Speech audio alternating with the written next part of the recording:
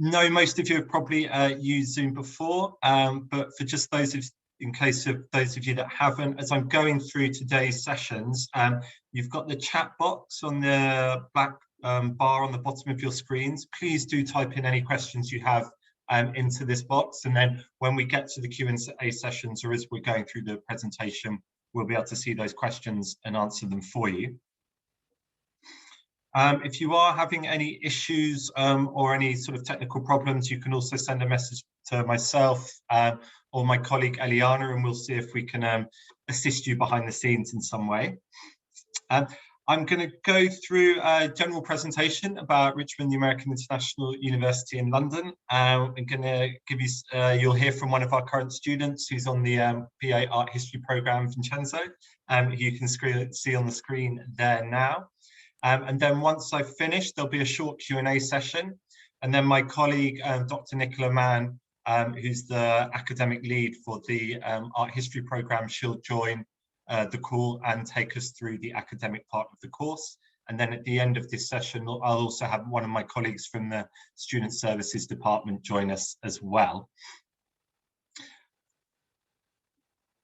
Before I get into details of the university and the course, we just wanted to give you a quick sort of update on what we're doing with regards to COVID-19.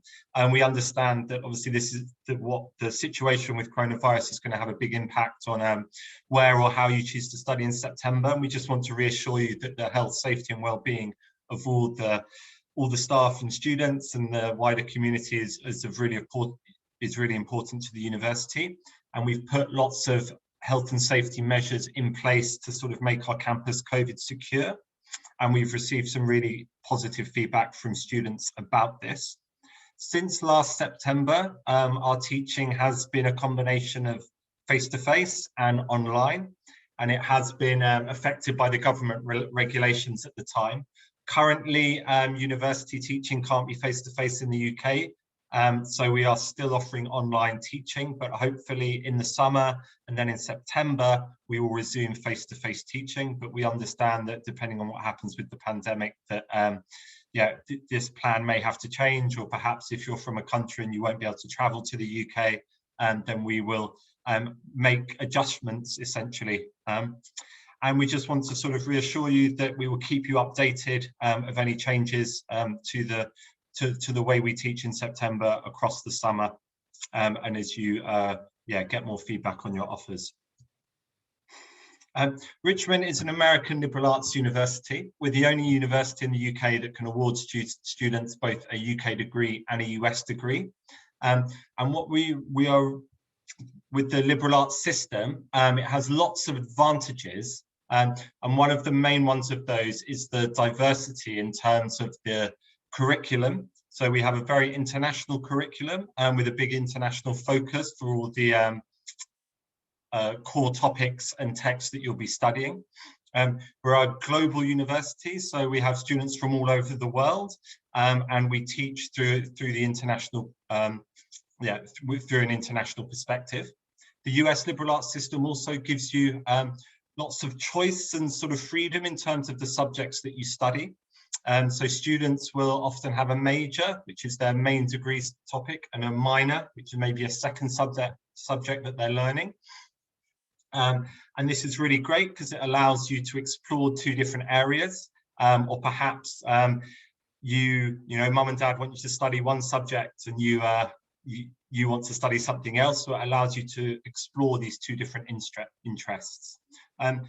And not only will you have that choice in terms of the classes that you take, but you also have the freedom to do a semester abroad at one of our partner universities, or you have the choice to do an internship in your final year of studies. If you want to have some sort of work experience to your degree, then you can have that as well.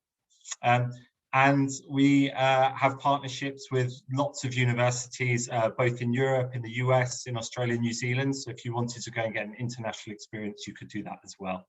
And of course, you're going to graduate with both a British and an American degree. And we are a very small university at Richmond. We have about 1,400 students, and that's across 4 years and 2 campuses.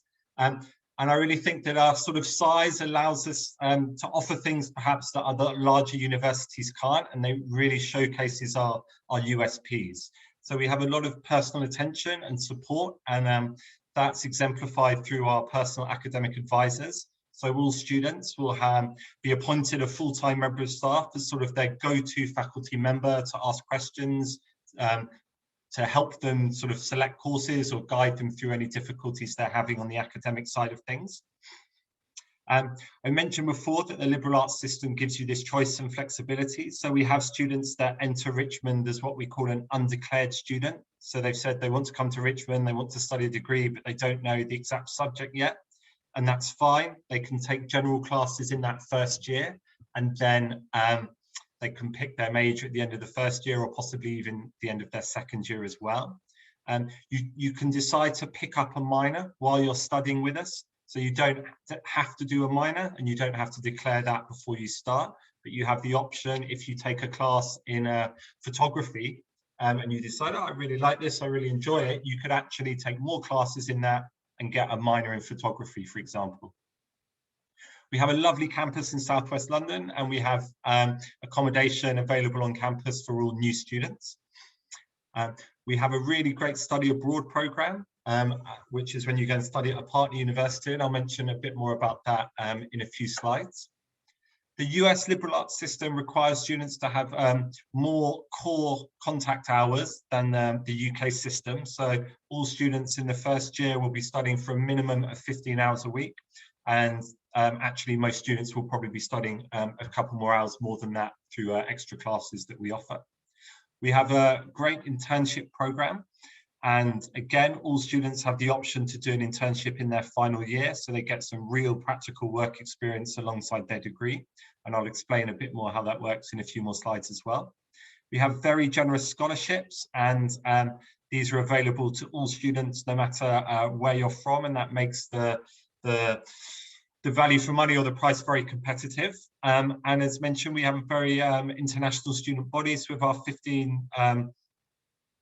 approximately 1,500 students. I would say there's probably only about 200 that are based in that are British. So the rest are a really great combination of US students, European students, have some students from Asia, and South America, Africa as well. So you really will get to know people from all over the world, and that really helps when you're having sort of classroom debates and classroom discussions. Because everyone's bringing a slightly different opinion and perspective to the classes. And what does this mean for you? So as a Richmond graduate, you're going to graduate with 2 degrees, a UK degree and a US degree. You're going to become part of our alumni network. So we have 15,000 alumni from over 140 countries.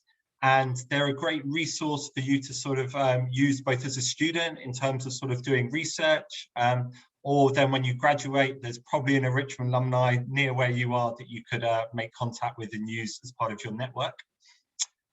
In terms of employability, 93% of our graduates are in graduate employment within 6 months of leaving university, and those that aren't are usually in further study. And we also have award-winning student services. So for a number of years, our student services department have been recognized by across the industry for the support that they give our students. And so that's something that we're really proud of. And then here I just wanted to highlight a few for some of our European students and students from other parts of the world. Some of the differences between the US liberal arts system and a typical UK degree. So you have a bit more choice and flexibility, which I've highlighted before. So you don't have to have a degree, a subject, a major when you first join us, and you can select this after your first year. During that first year, as you're taking different classes that make up the core curriculum, you may find something else that interests you, and you decide that you want to study that as well. Compared to a UK university, I would say that we definitely offer more electives or more different courses within each major. So, for example, at a UK university, you might be doing 6 classes a year, and one of those classes could be an elective, and you maybe get to choose from 4 or 5 different options. At Richmond, you'll be doing 10 classes a year, and you may have 4 of those might be elective classes, and you might have a list of 20 or 30 different classes you could take. So there really is the opportunity to explore subject areas that perhaps you can't do in other institutions. I've touched on the major and minor aspects already, but it's a great way to learn something else that complements your main area of studies. So for example, you might do a major in international relations with a minor in politics, or you could do something very different. So you could have an art history major with a minor in economics, for example. Our global student body, I talked about a little bit in the previous slide. So yeah, we have no one nationality that dominates. You're going to be in a class with 25 different students, and there'll be maybe 12, 13 different nationalities in the class. Each student at Richmond is on their own individual study pathway. So for some of you that have very good high school qualifications, particularly if you're from Europe and doing the IB, for example, you'll be able to complete a degree in 3 years. From those of you from the US, it will be 4 years, and for a lot of other students, it will be somewhere in between. And that's because when you apply to Richmond, we look at your high school grades, and we look at the subjects you've taken, and we map those to the classes that you would take at Richmond in the first year. And that will then dictate how long it will take for you to finish the degree. And so that's when I say that this personal attention and support is there from the day that you apply, because you might not be on the same pathway as another student. In the UK, sort of, or at other universities, everyone is often just put into one big group and treated exactly the same. And that's not the case here at Richmond. And our internship program is accredited. So that means it's for credit. Your internship will make up part of your final grade. If you choose not to do an internship, then you will have to take an extra class, and you are assessed on your internship. And that I just wanted to highlight that to show to you that the work that you will be doing on your internship will utilize, is built on what you have learned during the year while you're studying. So you'll be putting those skills into practice. And you're going to graduate with 2 degrees, the UK and the US degree. The liberal arts core curriculum in the first year is made up of the following classes that you can see here on the left, and you can see some of the benefits there on the right-hand side of the screen. And this transitions class is quite important, and it's really about adapting to life at university, understanding some of the differences between high school study and university study. We take you on some tours of London, take you to the British Library, teach you learning methods that you'll need throughout your university time to make sure that sort of all the students understand what's expected of them and have the same skills from day one, so they can really take advantage of what's on offer to them.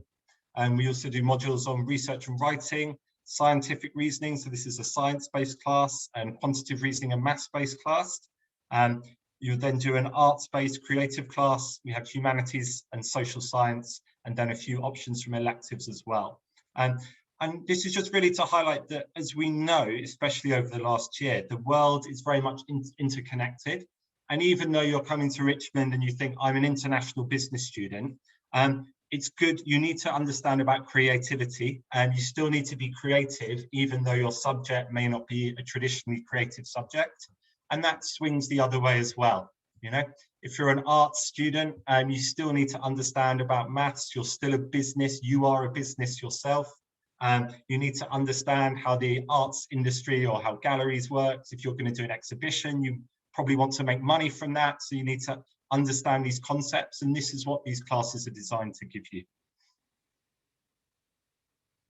Now to go into more details about sort of our degrees.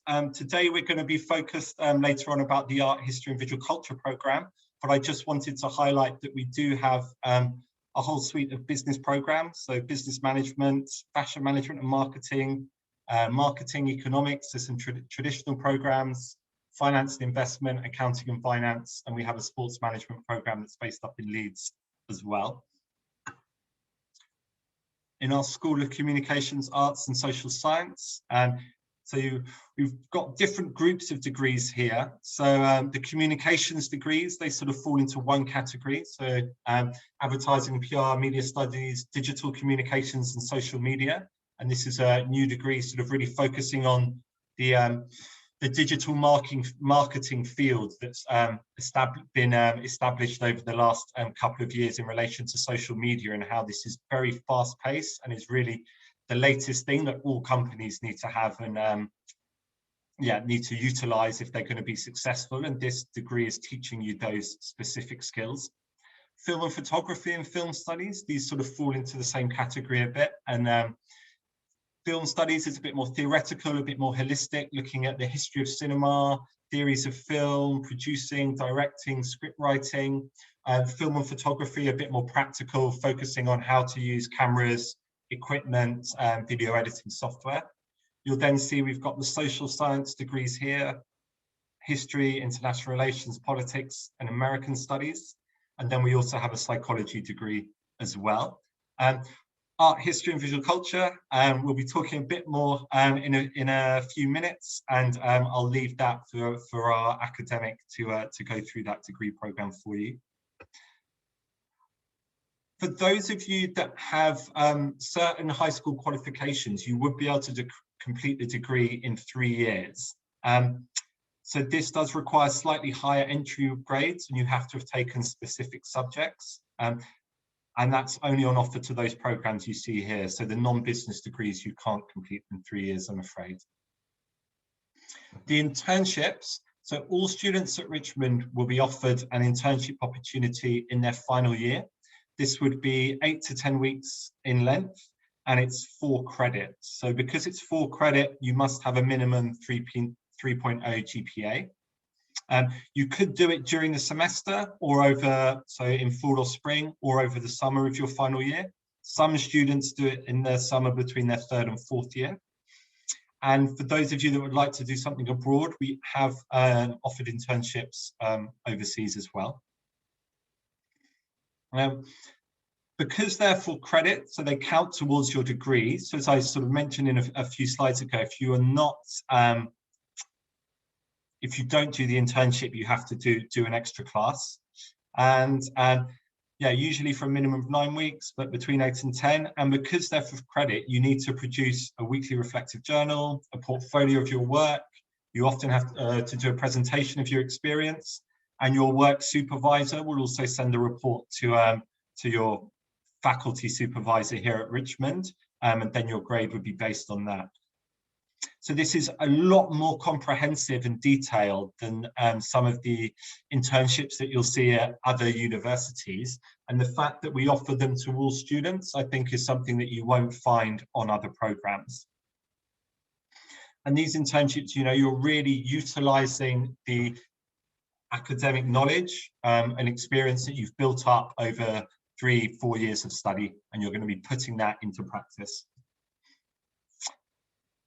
Before I hand you over to Vincenzo, who will just tell you a little bit about his experiences at Richmond so far, I just wanted to highlight a couple of comments from some previous alumni we have. So Katrina, although she studied a little while ago, she's now is a director at EY, and she really felt that she studied economics with us, but having a liberal arts background and having done the liberal arts core curriculum really made her stand out to the other candidates that she was competing with who just had economics degrees. And Miriam, she's an international relations student, and she did an internship with an MP at the Houses of Parliament, and she really found that, yeah, super, she found that a great experience. And she really said that it helped her to understand sort of the British political system and how certain things around economics and politics link together. Anyway, I'm now going to hand you over to Vincenzo, who's going to just take you through a few slides and tell you about his experiences at Richmond so far. Hey, Vincenzo. Thank you, Adam. Thank you. That was great. I learned a couple of things myself. So My name is Vincenzo. First of all, hi everyone. I hope everyone is doing fine in this period. My name is Vincenzo, and I'm a sophomore student at Richmond. I'm currently doing the art history and medieval culture major. A little bit about myself is that I was born in Turin, Italy, and immediately brought to the United States and raised there. So I had my primary school education there. And then I came back to Italy to finish my high school experience and finished up with an international baccalaureate for college. The IB actually allowed me to easily go to the UK for university, and so that helped me a lot. A little fun fact about me is that by the age of 10, I had already traveled and stayed around. That's okay. Traveled and been to all the continents by then, thanks to my parents' job. So a little bit about why I love Richmond. The first thing that I noticed is friendliness. I had been to other universities in the UK, sort of trying to figure out what it is I like to do, and I found out that you know, I was at the University of Winchester doing geography, completely whole different subject, and then I switched to Birkbeck in London, and I realized that it was too big of a university for me, too many people, and it just wasn't personal, you know, it just wasn't right. Whereas at Richmond, I found that everyone was so friendly, and from the start. I mean, I've only been here less than a year, and Adam already knows me, invites me to these opportunities. And so really, there is a sense of, you know, opportunity and where you can actually do something. Richmond offers all-around courses and an all-around sort of education. So, like Adam said earlier, you can have your major in art history, but also explore other things like economics. And in my case, I'd like to go into the art market, and that would help me a lot if I had, you know, if I did a course in economics. The small classes also make an even friendlier sort of environment because you get to know your classmates and your teachers. It offers a dual degree, so American and UK, and that really facilitates your job opportunities or your future academic opportunities as well. The student body is great. The student government, I love it because you know everyone already, and they really care about, you know, what the student experience is. Oh, I'm so sorry. I'm so sorry. I had my fire alarm just went off. That is really poor timing. Anyway, that wasn't too long. So the student body is really great. You know, they really care about the students, about the well-being. They know, everyone knows that it's a smaller university, so we really want to focus and create more events for people because we also know everyone, and we just want to have a good time with all our friends. The area is gorgeous. You know, it's just close enough to London to have to reap of all the benefits of being in this big city, but also not too close to be as chaotic. Just general area is so green and gorgeous, and really just friendly area. Really, something really important in my experience with Richmond is that they accepted transfer credits into second year. So since I changed university a couple of times, something that really mattered to me was that the university accepted me into second year, of course. And something I really appreciate about Richmond is that they counted all of my experiences beforehand. So my IB, my previous university experiences, even though they might not be so relevant to art history, they still counted as credits, you know, the ones that counted. And that could really, you know, it didn't feel like I wasted a year of university, but actually it counted. And of course, London. So my experiences so far in Richmond have been bountiful, and it's really great because I feel like I've really achieved a lot this year, and that really contributed in my feeling of confidence. So I had plenty of academic opportunities at Richmond, which they offered me. You know, within the first few months, I had signed up to societies and clubs, and even into management roles like events coordinators of specific societies. I also signed up to become a senator, and so in that role, you have to collect feedback from other students to see how they're doing, and bring that to the university staff.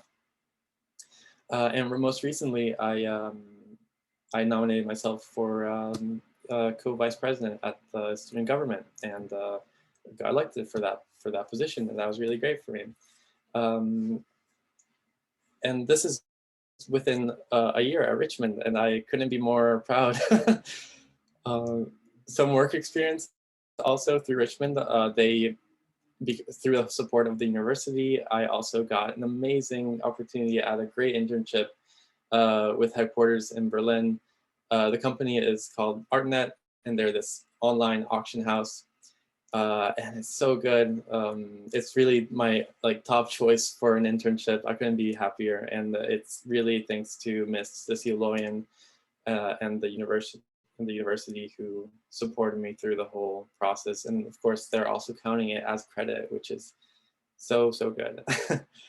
The social aspect at Richmond is great. As I said, everyone is super friendly. Really, I mean, I can't emphasize this enough. People in other universities were still a bit cold with me, but here there's such a diverse community that everyone just accepts you for who you are, and everyone just wants to be your friend. So that's really great. The culture in London is obviously just amazing, especially if you're doing art history like me. You really want to be in a position where you can go to London and see museums, galleries, and stuff. And the UK being so close to the rest of Europe, especially if you're coming in from America, something really great is that you can travel really easily, and for not that expensive either. So if you want to go to Europe, you can take a train, literally. What's in the future for me? I hope to graduate from Richmond, which I hope I will. And then continue with my postgraduate studies, which I still don't know where, but Richmond does offer MA courses. So that's obviously very much an option for me. And even then, Richmond allows me to go anywhere, the facilitate that with the dual degree. I'd like to work in art galleries and auction houses, and ultimately travel as much as I can. And that's me. I hope you have any questions for me. I'll be happy to answer at the end. Thanks, Adam. Cool. Vincenzo, that was brilliant. Thank you. And yeah, we'll be having a Q&A session once we finish this, and Vincenzo will be there to answer any questions you have. So if you've got a specific question for him about the program or something, please do feel free to type it into the chat box, or you can ask it in a few more slides. So we are based in Richmond in southwest London, and we have a main campus here at the top. So you can see it's very nice, very green, very quiet, and it's home to all the undergraduate students. And then we also have a facility in Kensington as well. So this is right in the heart of London. It's home to our master's students. So yeah. And just to note as well, we may be moving campus next year. So although this is a very beautiful and lovely campus, it's slightly old and a bit lacking some modern facilities. So we do have some plans in place to move to a new campus. And just for those of you that don't know London, Richmond's sort of down here in southwest London, very close to Kew Gardens and Richmond Park, which you have seen a couple of photos of. And then Kensington's right here in the centre of London, near Kensington Palace, High Street Kensington Tube. And when we talk about it sort of being the best of both worlds, Richmond has its own tube station, and there are fast trains to central London. So this fast train takes about 25 minutes. So I would say that sort of from campus, you can pretty much be anywhere in London within an hour, which is really, really great. So if you want to be out in London every night experiencing things, you can. If you just want to have a bit of a quiet or study experience, you can stay on campus, be in Richmond, and have a lovely time as well. So obviously London, particularly for the arts programs, is the place to be. There are so many sort of great galleries, museums, events, exhibitions that you can go to. London's consistently voted the world's #1 international student city. And as a cultural and political centre, the opportunities, especially around employment, here I would say are higher here than perhaps in other parts of the UK. I've mentioned study abroad, so just for those of you that don't know, this is a partnership exchange program that we offer where our students in the 2nd and 3rd year can go and study at another university for a semester. They don't delay their graduation because they're taking the same classes at this partner university as they would be at Richmond. It's an exchange program, so you don't pay extra tuition. This is particularly great if you want to go to the US, because some US universities can be really expensive. But if you're a European or a UK student, you're only paying you're only paying the Richmond tuition fees. We've got partners in sort of New York, LA, South America, Ecuador, Australia, New Zealand, China, Paris. Some of them are a bit more, some partnerships are sort of more focused on certain degree programs, but there really is sort of a whole wealth of opportunities that you can explore through study abroad. In terms of clubs and societies, we have a great range of student clubs and societies. As a slightly smaller university, because everything is student-led and student-run, the number of clubs and what clubs are active does depend a little bit on which students are leading them and participating in them. But you can see some of the key societies that we have here. And that can actually be really great, as Vincenzo highlighted, because it means from day one, you can often get involved in clubs and societies. Often at larger universities, there's a very, very long queue or a bit of a clique to get involved in these things. So you might have to wait until you're in your sort of 3rd year. That's not the case here at Richmond. We also organise our own university events. So you can see here, there's a bit of an American theme to them. So obviously Thanksgiving is a really big celebration for us, and we have a big Thanksgiving dinner for all the students. We have a big Halloween festival on the campus here at Richmond, and we invite members of the local community. Springfest is a big end of year party that we organise for students. And we have Honours Night, which is an award ceremony for students as well, and a great graduation ceremony, which is just in a concert hall off Sloane Square in central London. Now moving on to some of the more practical details. So we don't require any standardized tests, SAT or ACT, and we can accept students with their high school qualifications. So you can see, A-levels, US high school diploma, baccalaureate grades we require there. And please bear in mind, these are minimum requirements, and students that exceed these requirements can be awarded advanced credit where applicable, meaning they can skip some of those classes in the 1st year. If English isn't your first language, you will need to have an English language certificate. And you can see the grades we require there. And tuition fees here. So for UK students, £9,250, and we offer a very generous scholarship of just over £3,000. For our European students, we have a great scholarship this year. It's called our EU Unity in Diversity Scholarship. It's for £5,500 and is available to all EU residents.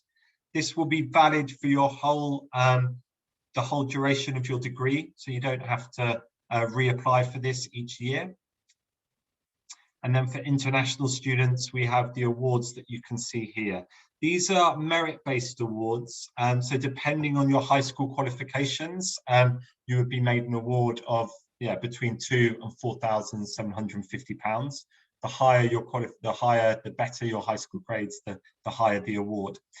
All of these scholarships are automatically awarded on application, so you don't have to submit a separate application, which I think is really important. And as I said, they're valid for the whole duration of your studies. And for our US students, we offer the scholarships that you can see here. And again, there's no separate applications. These are automatically awarded on application. These are tuition fee waivers, so this amount will be automatically deducted from your tuition fee bill. And there you can see the tuition fees there. So most students will get some form of scholarship, heavily reducing these fees. In terms of applying, for those of you that haven't applied yet, we are on UCAS, the Common App, and then we also have a direct application form on our website. No matter how you apply, you'll also need to send through a personal statement detailing why you want to study this program at Richmond University. It should also talk about any skills or experience you have in this area and what you hope to do in the future. We require a reference from one of your high school teachers, school counsellors. Obviously, we need to see your high school transcript certificates and know which grades you have. Then we also need some ID as well. And you would just email these documents to our admissions department along with your application form. And for those of you that don't speak English as a first language, we will need some proof of your English language abilities. So this will often be an IELTS certificate, but it could also be a Cambridge, Pearson or TOEFL certificate. And full details of that is of our requirements are on the website.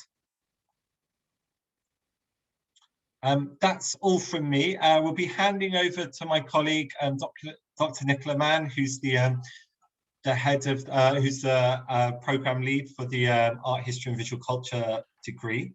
But just in case anyone has any questions in the meantime, please do feel free to let us know. You can unmute yourself, or yeah, if you're happy to type questions into the box, then please do so. I'll just wait a couple of minutes to see if anything comes in. For those of you that don't follow us on social media already, then you please do. There's lots of interesting information on there.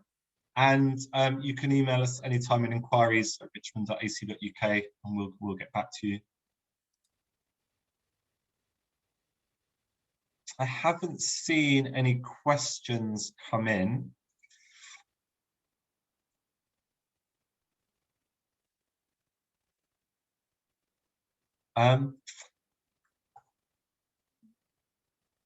Oh, something's just come through now.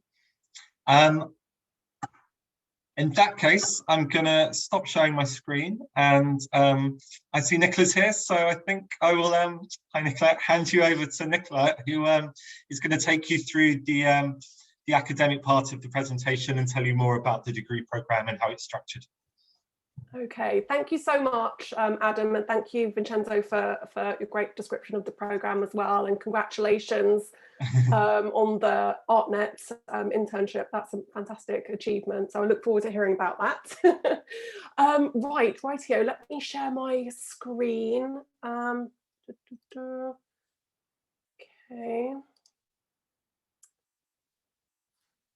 Okie dokie.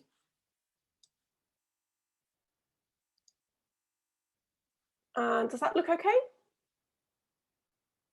Yep, fantastic. Okay, well, so I'm Dr. Nicola Mann. I'm the head of the Department for Communications, Arts and Film here at Richmond. And so the purpose of this very short degree talk, which will only take about 20 minutes or so, is just to introduce you to one of our programmes in this area, and that's, of course, the BA in Art History and Visual Culture. So just running through the plan for today, I'm just going to give you a bit of an overview of the programme, some examples of the courses that you could potentially take and some of the core courses. So broader discussion of the programme, where might you go on to work, for example, after you graduate or for further study. And then we can open it up to any questions that you have for me or Vincenzo or for Adam.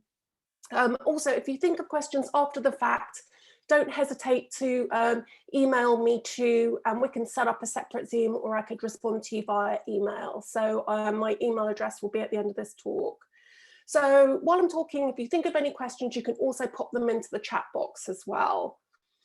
So introduction here, the BA in Art History and Visual Culture is really perfect for those of you who want to work in the arts and cultural sector or go on to postgraduate study. As Vincenzo has already eloquently explained, as a student here, you get to explore the history and contemporary context of art and design across cultures whilst using London as your base. As I'm sure you're all aware, London is one of the key global cities within which to study the visual arts, the hub of the international art world, if you will. So you'll get the experience of studying original artworks and collections in London's museums and galleries firsthand, as well as internationally. As we see here on this picture on the right, there's a trip I led to Florence, the Uffizi, in 2019. And we hope to resurrect those trips from this fall. So through the programme, you'll gain insights into the latest debates within art history and visual culture through faculty who I'll introduce you to in a little bit, their work, who are very active in research, either as academics or curators or educators or programmers. So we have a real variety in terms of faculty here.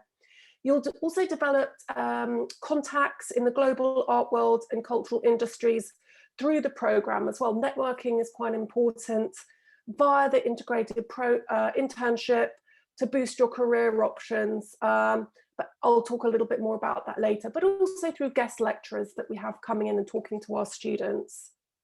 Now, to give you a broader picture of the communications department within which the Art History and Visual Culture programme is based, here are our sister programmes in communications. Now, you will share some courses with these degrees. So I oversee the management of these degree programmes, and I also teach on some of their programmes too. So these programmes kind of speak to one another with their interdisciplinarity, really. Now, you're here today because you're interested in the interdisciplinary nature of our Richmond offering, the liberal arts model of education, where you'll be studying a whole variety of different courses, broadening your understanding of the communications and art sector, setting you up in kind of a very prime position for when you graduate to enter either the graduate study market or either the job market. So like I say, all of these degrees share courses, but there are also core courses which are specific to your degree. So I'll talk about a variety of those offerings now.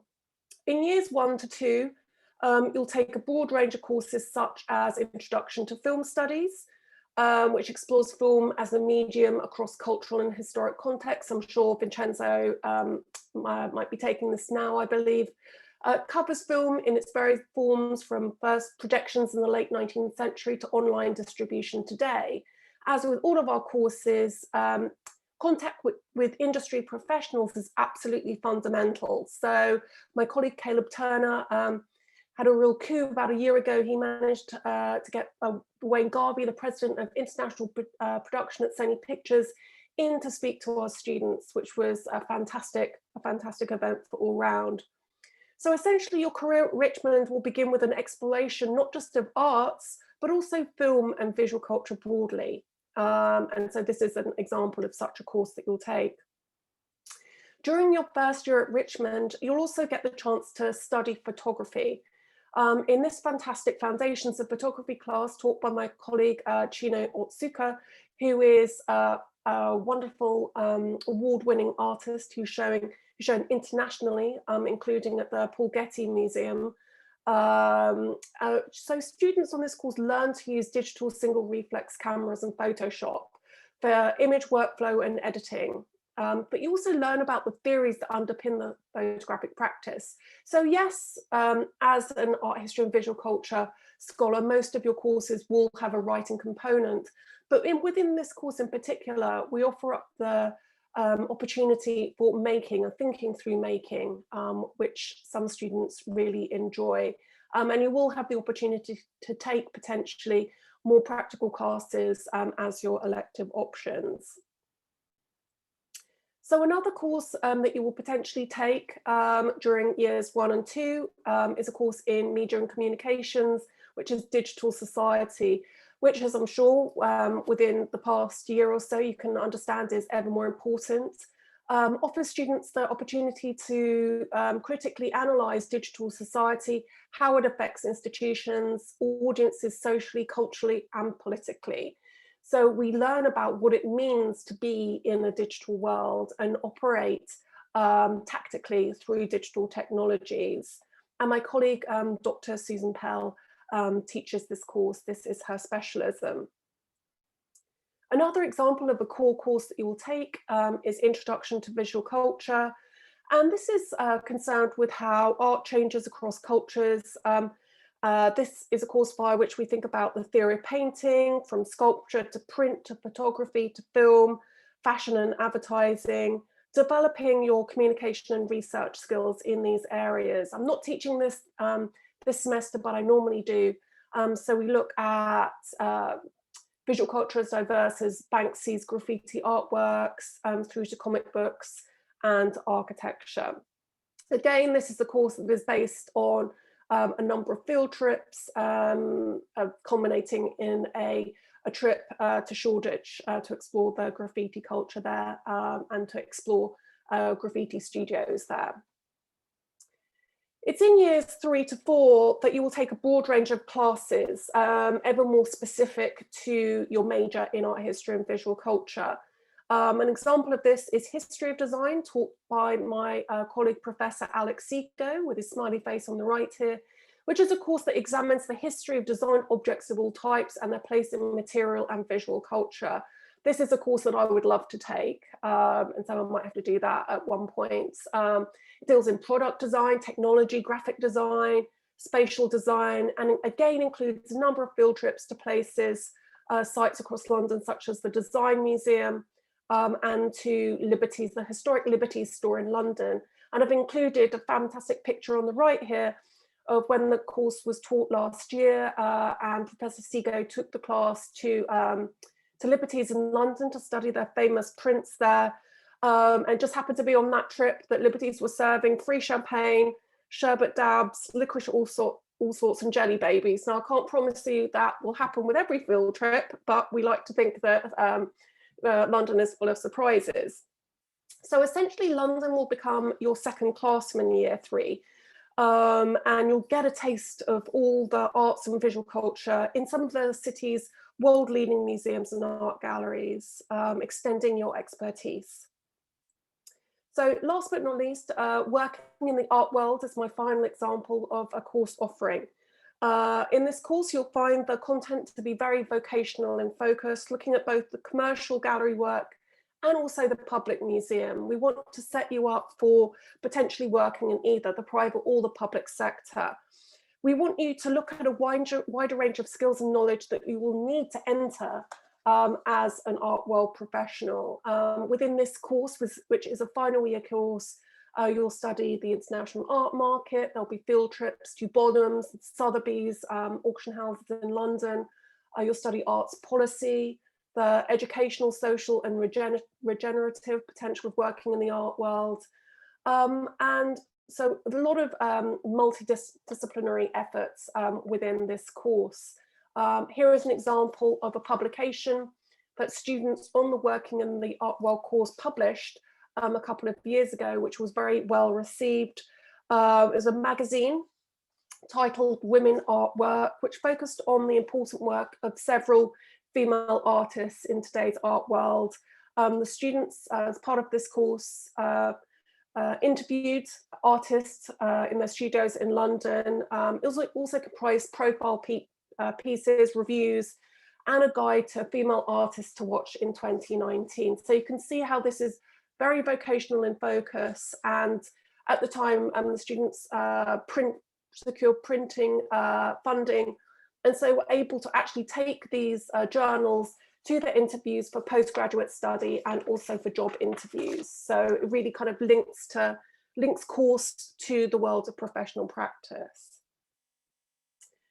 So in this slide here, what you see is a breakdown of the key core courses that you'll take as part of your degree and how they are mapped over the 4 years.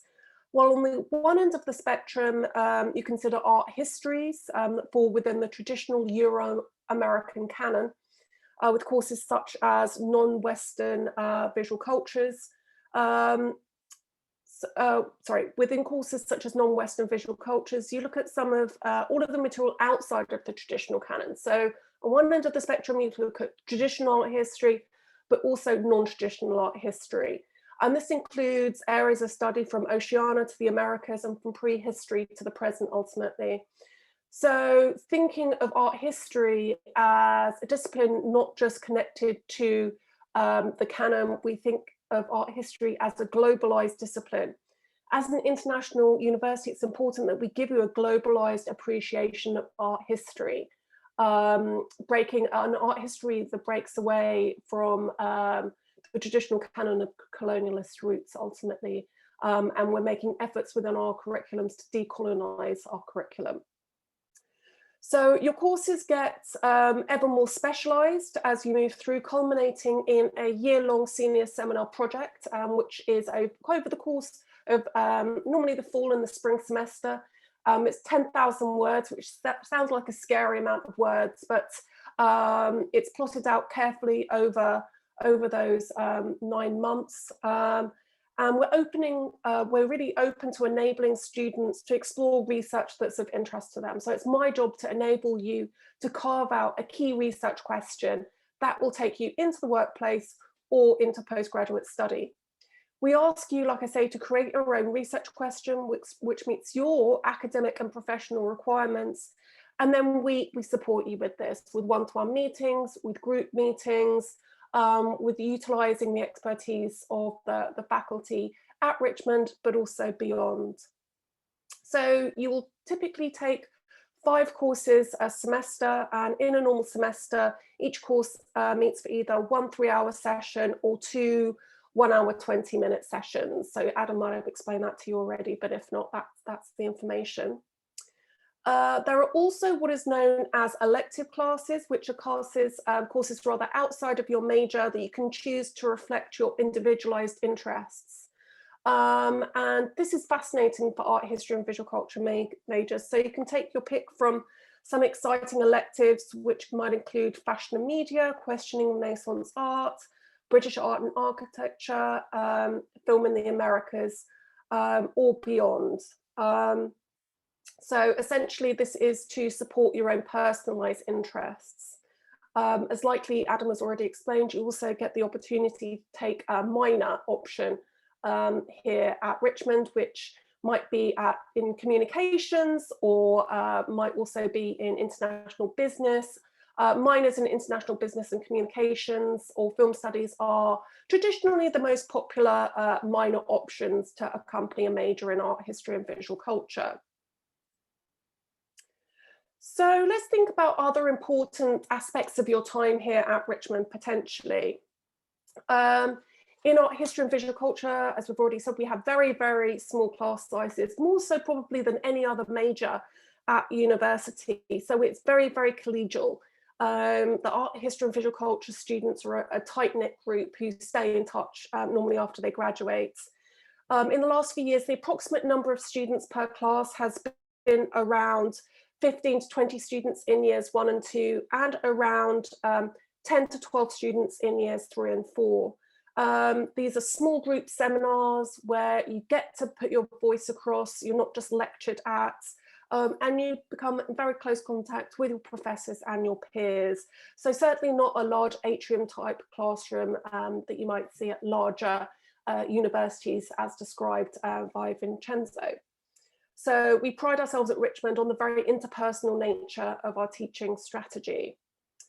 So when we are allowed to travel again, and excitingly, museums and galleries are just about to reopen next month in London. So we're just really eager to get out there and see the world again. We won't be spending all of our time in the classroom. In a non-COVID year, I organise international trips. Here are a couple of pics from Venice and Rome in the spring of 2017, or the right scorching hot day in the Colosseum. We also, this is a communications and art history and visual culture trip based on arts and fashion to Milan in fall of 2018, where we had a great trip there. So London, Europe, and the world will become, like I say, your second classroom. So we've been to Istanbul as well, but also closer to home, such as St Ives in Cornwall, and I'm organising a trip there for students BA and MA in July of this year. So that's kind of hot off the press. So we also have trips internationally, but also within London to meet industry professionals in the workplace and beyond. So getting to speak with curators and educators in museums and galleries in and around London. Oh, why is that working? Oh, there we go. So just coming out to the last few minutes now, as Adam has already explained and Vincenzo has kindly talked about his securing a coveted ArtNet internship for this summer. We have a very successful internship office here at Richmond. Internships count for 2 6,000 level courses, and it's a very, very useful way of gaining course credits in your final year at Richmond and helping you to transition to the working world. The internship is optional though, and is normally at a leading arts and creative organisation. But can definitely historically, in monitoring students afterwards, help to improve employability after graduation. Students in recent years have held coveted internships at the Wallace Collection, Fulham Palace. We have a couple of students going to Fulham Palace this summer, Pace Galleries, we say ArtNet, South London Gallery. So increasingly students too, in the first few months of their degree, might take on a volunteer position in London, maybe just for a couple of hours a week, in order to introduce them to thinking about working in London, getting them used to working in arts organisations. And again, obviously, this is optional. So where have students gone on career-wise over recent years? Well, everywhere, really, and beyond internationally. Students have gone on to museum curation, journalism, working in archives, arts administration, arts education. A couple of our students have even gone on to set up their own arts advisory businesses. And I hope to set up, as part of our research centre in international visual arts and cultures, a series of talks in the fall, when we're back to face-to-face teaching, of asking students who have recently graduated in the major to return and to talk about their career experiences, of how they've navigated over the last year and essentially their path following graduation. Other students have gone on to postgraduate study. I'd say around 40% of our graduates go on to study a master's degree after art history and visual culture. We've had students enter Sotheby's graduate program.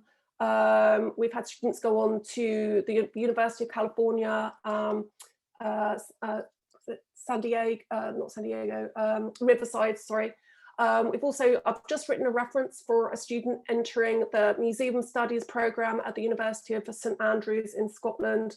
And one very happy email I got yesterday from a student who's just been accepted to the Fashion Arts MA program at Parsons School of Art in Paris. So you can see how diverse graduate paths are there. All right, so there is my email address, so jot it down. And like I say, if you have any questions, you can let me know now or after the fact. I know sometimes questions pop in our minds after the fact. So just wing those queries my way and I'll be happy to get back to you. And if I've missed anything out, which I might well have done, don't be afraid to ask me questions. So I will stop sharing now. And we're back.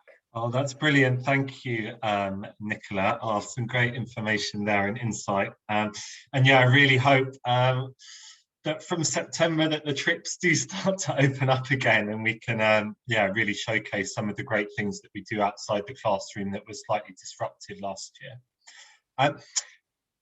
Do you have any, is there any questions that you'd like to ask for ask Nicola, Nancy? I know you're an applicant for the programme, so please feel free to ask something quite specific about the courses or the structure if there's anything that, yeah, you have on your mind.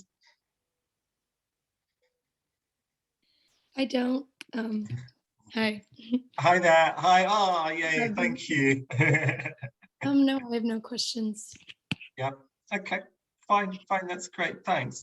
And then the last bit of the session here is just I have one of my colleagues from sort of the Student Services Department with me who yeah, who could obviously give you, hi Alison, who would be able to give you a little bit more insight about sort of anything sort of on campus or student related, if there was something sort of specific, perhaps something housing, and yeah, possibly if I know this perhaps a little bit further ahead, but if there's anything around the visa or that side of things, if you had any questions about that, then we'd be happy to answer those for you now as well. So for the housing, actually, the cottages, I don't know which ones are open or not. Could you information? Yeah. Yeah. Are you coming for the fall, for fall 2021? Yep. Okay.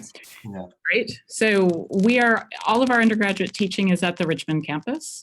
And this is an undergraduate course, right? Yeah, okay, good. And so we have a number of different buildings on our walled campus. The main building is our biggest building, and it's where most of our first year students live. It has the added value of having a dining hall and a cafe and a gym and common room in it, so some people never get dressed all day long. Vincenzo, I'm sure you were never one of those people, but that does happen around Richmond.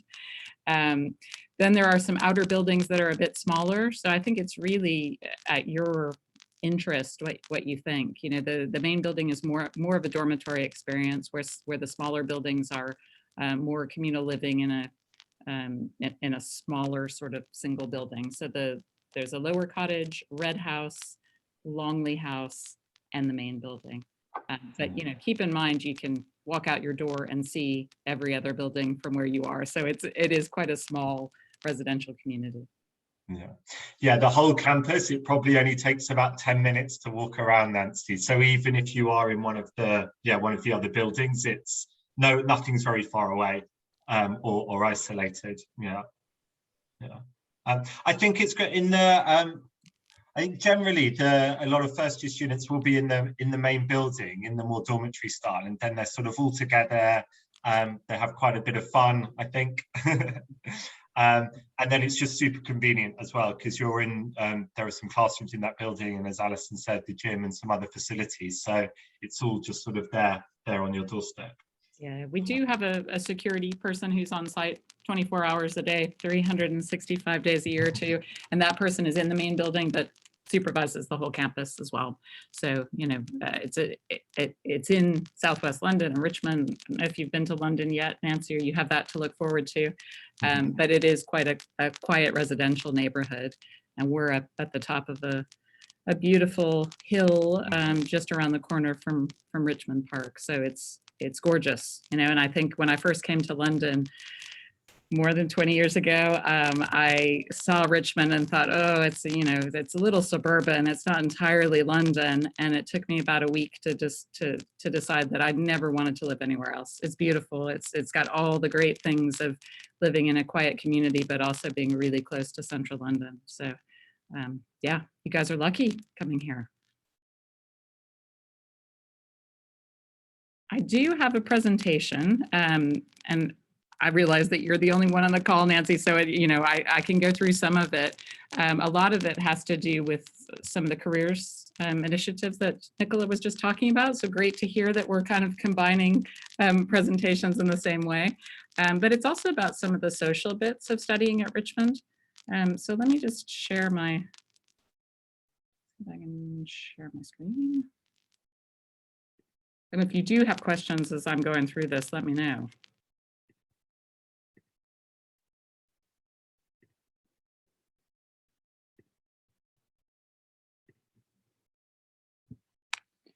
So some of the things that that we're interested in student affairs, and we do work with faculty to deliver a lot of this stuff, is to think about your university experience as a lot of different things. Because yes, you're coming to study an academic course and you're coming to learn a lot about some specific subject areas and also a broader sort of study too. But you're also here to develop personally and socially, and to get some of those great skills that will lead you on to either further study or onto a career in whatever area that you're interested in choosing. So we have all different areas where we try to support students. Within our personal area, we offer a comprehensive personal counseling offer with trained counselors who have been with us for a number of years and have invested time in supporting international students. We also offer individualized advising, and Nicola is a great person to have as an advisor because she can tell you all of the courses that you need to take in the first year and your options and the rest of it, and help you map out exactly what you need to do to get on the right path to graduation. If you are interested in living with us on campus, we also have live-in support. So we have students that are usually in their 3rd and 4th years of study who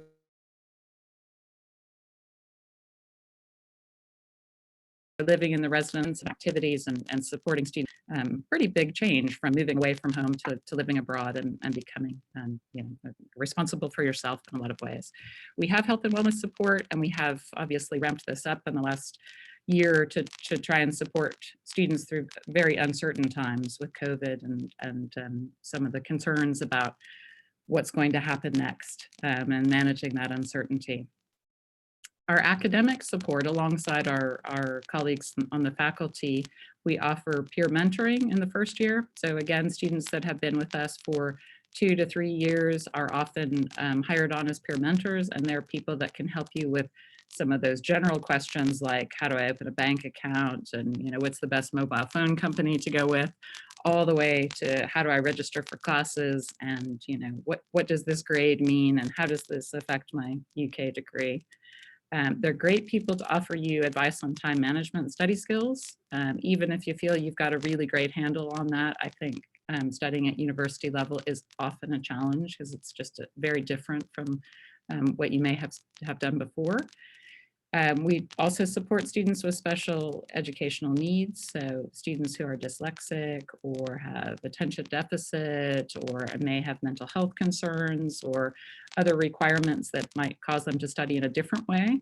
At Richmond, because we're so small, we're able to offer really personalized support to students, and it's something we're really proud of. So we often say, the door's open if you do have a question or a problem or concern, even if it's not related to this department, we'll try and help you find the answer to what you need to know.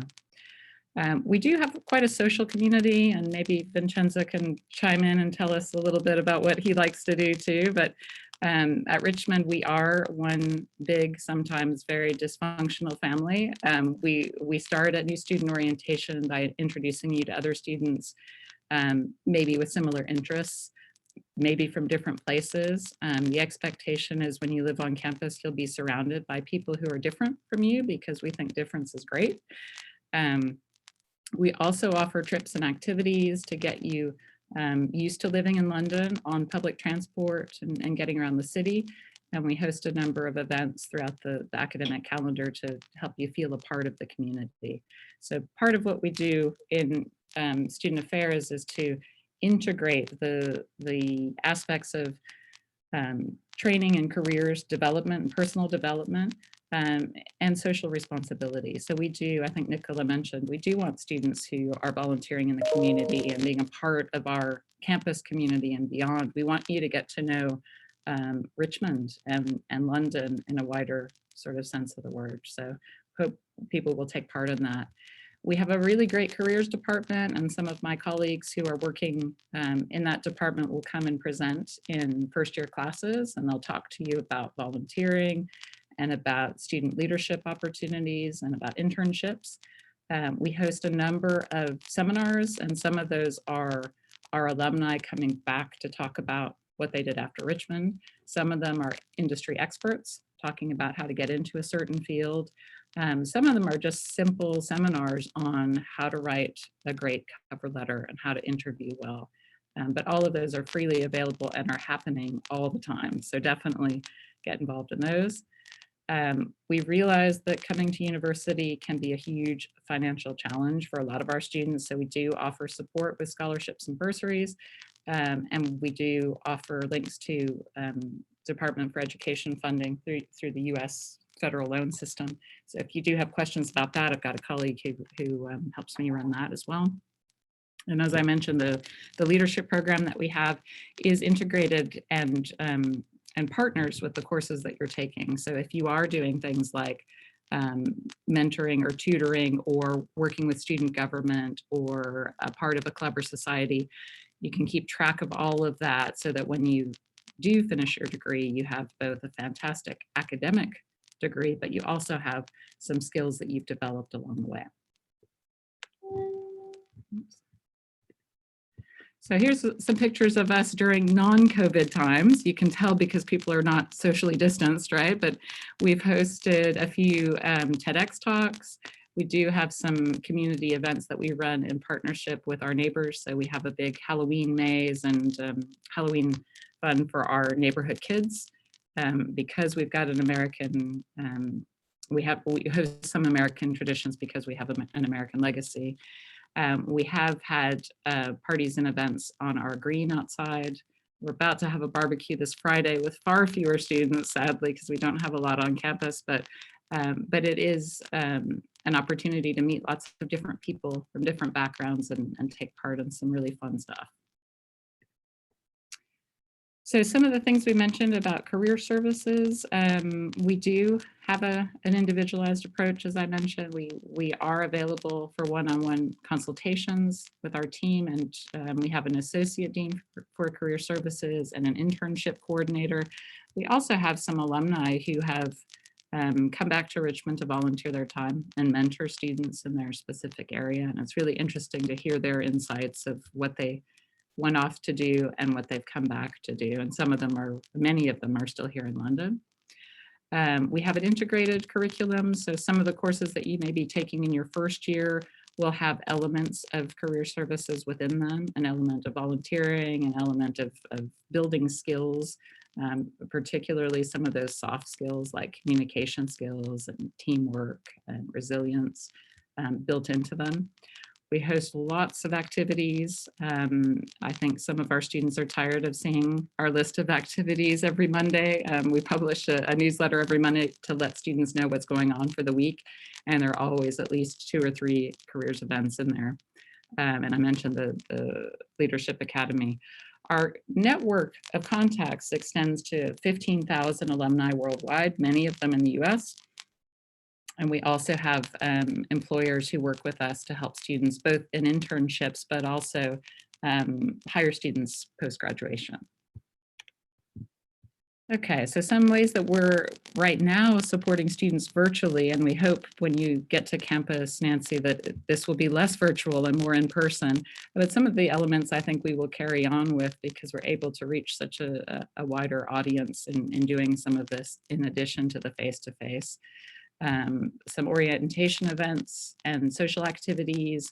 We hosted a couple of really successful Ask Me Anything spotlights on Instagram. So if you are on Instagram, have a look at our page and you can see some of those.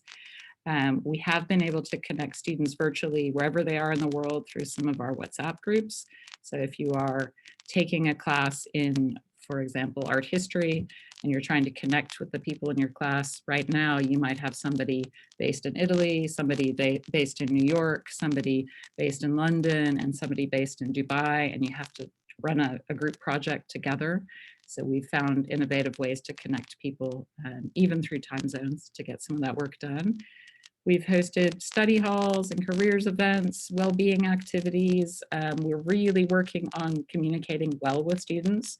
One of my colleagues told me yesterday she thought that we actually over communicate. So you can be the judge of that when you come. But I think it is in the hopes of showing students all the things we offer and getting them to actually pick the things that are relevant to them. I think that's about it.